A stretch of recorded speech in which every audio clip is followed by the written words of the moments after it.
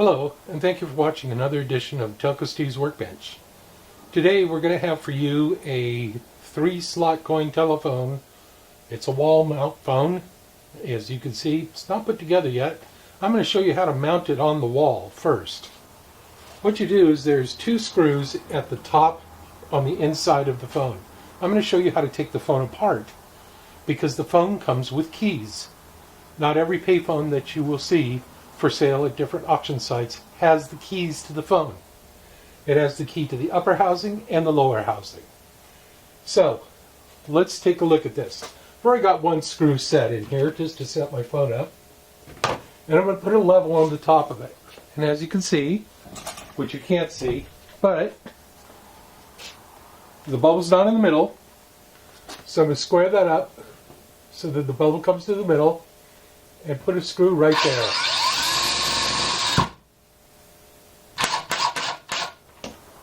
Now, there's also 2 holes down by the coin chute, right here and right here. Be careful if you put it on this side because there's wires to the network and you don't want to pinch those, otherwise your phone won't work. If they get accidentally come in contact with a screw.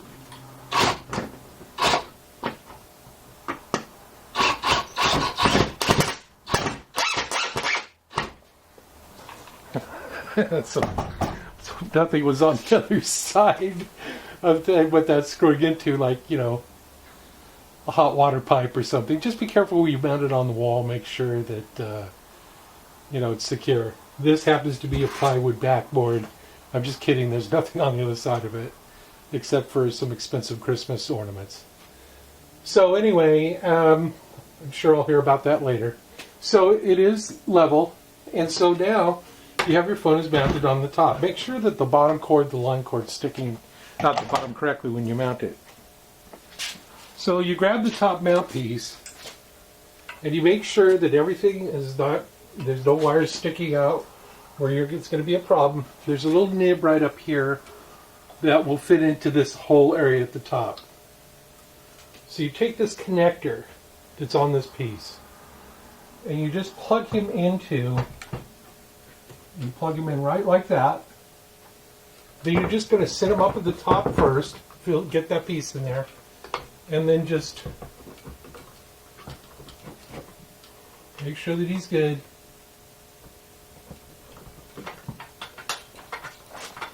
And turn the key. You're going to have him so that he turns all the way down to the, just lift up on this piece a little bit, the 6 o'clock position. So in other words, let's do it again. There's this piece. Plug the connector in. Lift him up. Set him in with that 1 peg area. So kind of a metal peg, kind of. Fits into a hole. Turn this to the 6 o'clock position, counterclockwise. This key up towards the 11 o'clock. Unlocked. Down, counterclockwise to 6 o'clock, locked. You can take the key out if you want, save the key somewhere. The key is marked to 29S. This phone comes with a modular connector head on it. It's a telephone jack.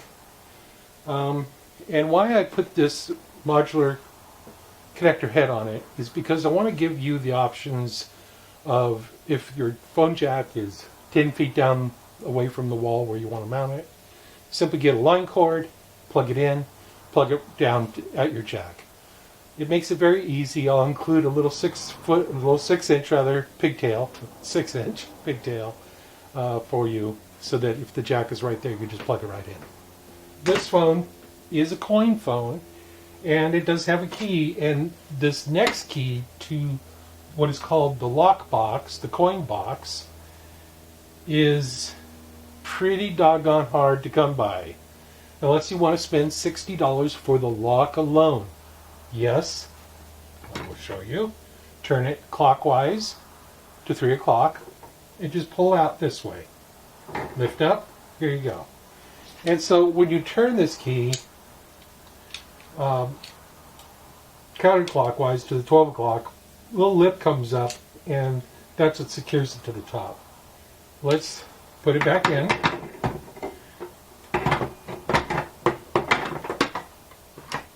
And there you go. But here's the thing about it, is that I actually found a regular can that fit into the coin box in lieu of the coin box cans that they have that are for them, which have all kinds of issues. I won't get into it.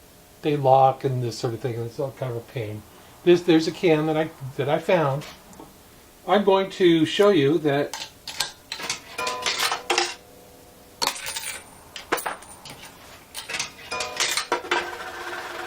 excuse me.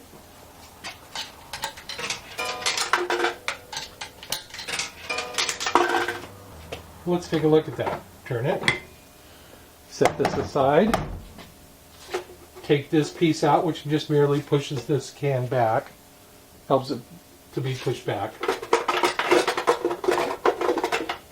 And it's going to take a little bit to get it out. Okay, it's a pretty tight fit. But as you can see, you want this can, when you mount this phone, to be fully inserted, because there was only 3/4 in here and I had 4/4. Okay, let's say that you want your quarters to go into the coin return chute, not into the box that's in the coin lockbox. Make up your mind what you want to do, because you're going to have to get into the top housing and here in order to do it. You unlock it, it'll pop forward when you unlock it.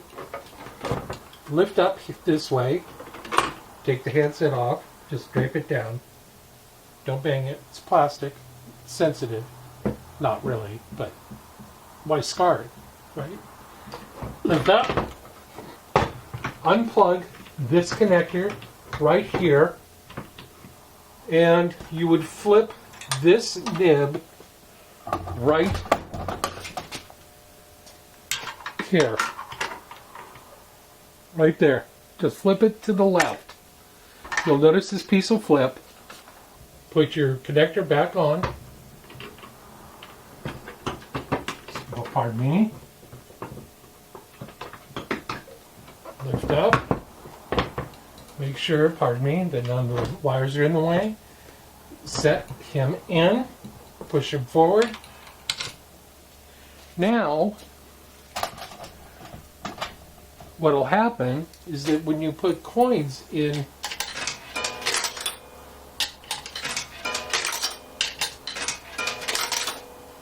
instead of going to the coin box in here, the little special coin box that I put in there, it'll and it just flipped out. One of them did.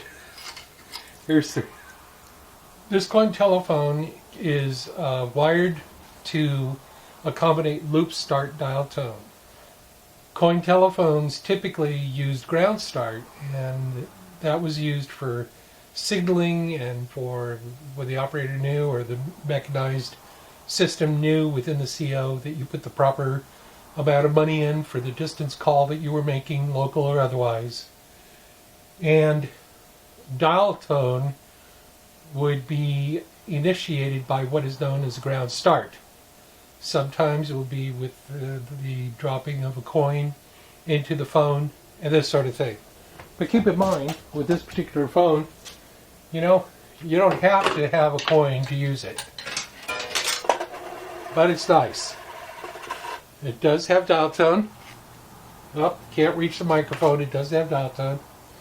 And this phone has dial tone from my small, very compact key system unit that I have installed at my house.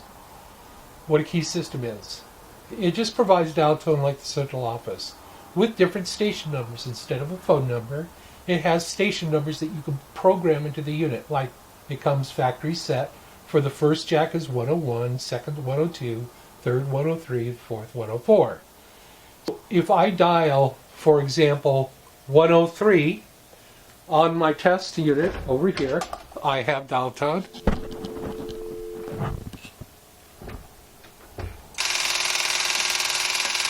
Now that's the ringer. That's the ringer in the phone. It's not the loudest thing. It kind of sounds like a... But the ringer had to be accommodated in the phone because of the area that I had to work with. I couldn't put a bell in it. I couldn't put a regular bell in it. These phones came with no bell.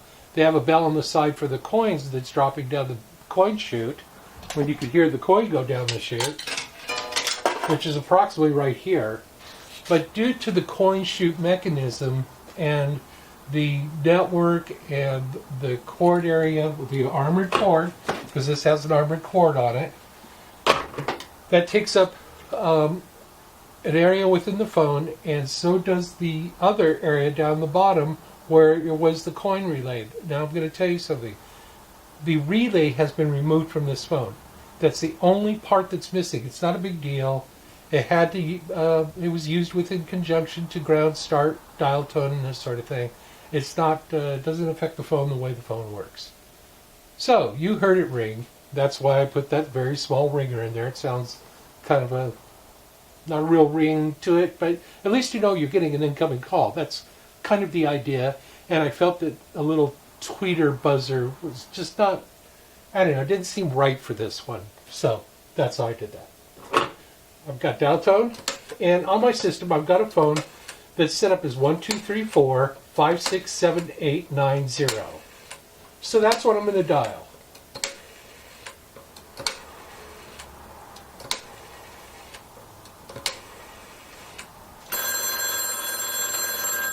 So as you can see, that's working correctly. Hello? Goodbye.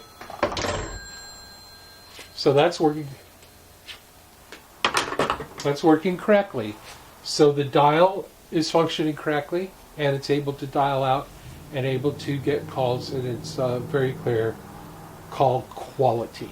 Well, I'm sure that you'll really enjoy this payphone as a functioning phone. It would be great for you, man. What in the world? I guess we have a call. Pardon me, will you? Hello? Hello, this is the operator. The last call you made requires an additional 50-cent deposit. Please deposit 50 cents now. But operator, can you hear me? Yes. I just made a local call. Why would the world would that be 50 cents?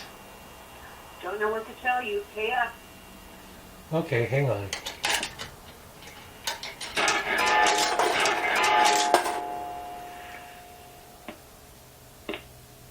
Operator.